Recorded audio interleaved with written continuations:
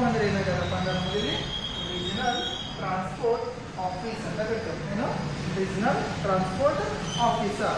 So ನೀವು ಎಲ್ಲರೂ ಕೇಳಿರ್ಬೇಕು R T ಆಫೀಸ್ಗೆ ಹೋಗಬೇಕು, ಆರ್ ಟಿ ಆಫೀಸ್ಗೆ ಹೋಗ್ಬೇಕಂತ ಕೇಳಿ. ಈ ಆರ್ ಟಿ ಆಫೀಸ್ ಏನಪ್ಪ ಅಂದ್ರೆ ಫುಲ್ ಫಾರ್ಮ್ ಏನಪ್ಪ ಅಂತಂದ್ರೆ ಆರ್ ಟಿ ಆಫೀಸ್ದು ರೀಜನಲ್ ಟ್ರಾನ್ಸ್ಪೋರ್ಟ್ ಆಫೀಸ್ ಅಂತ ಕರಿತೀವಿ. ಸೊ ಇದ್ರದ್ದು ಫಂಕ್ಷನ್ ಏನಪ್ಪ, ಇದು ಏನು ಮಾಡ್ತೀವಿ ಫಂಕ್ಷನ್, ಇದು ವರ್ಕ್ ಏನಿತ್ತು, ಏನು ಕಂಟ್ರೋಲ್ ಮಾಡ್ತಪ್ಪ ಅಂತಂದ್ರೆ ನಾವು ಬೇಸಿಕಲಿ ಏನು ಕಂಟ್ರೋಲ್ ಮಾಡ್ತಪ್ಪ ಇದು ಆರ್ ಟಿ ಆಫೀಸ್ ಅಪ್ಪ ಅಂದ್ರೆ ಸಮ್ ಫಂಕ್ಷನ್ಸ್ ಅವ ಅಂತ ಕರಿತೀವಿ. ಏನು ಫಂಕ್ಷನ್ಸ್ ಅಪ್ಪ ಅಂತಂದ್ರೆ ಫಸ್ಟ್ ಏನು ಮಾಡ್ತೀವಿ, ಏನು ಕಂಟ್ರೋಲ್ ಮಾಡ್ತಪ್ಪ ಅಂದ್ರೆ ಫಸ್ಟ್ ಇದರಿಂದ ಡ್ರೈವಿಂಗ್ ಲೈಸೆನ್ಸ್ ಕೊಡ್ತು.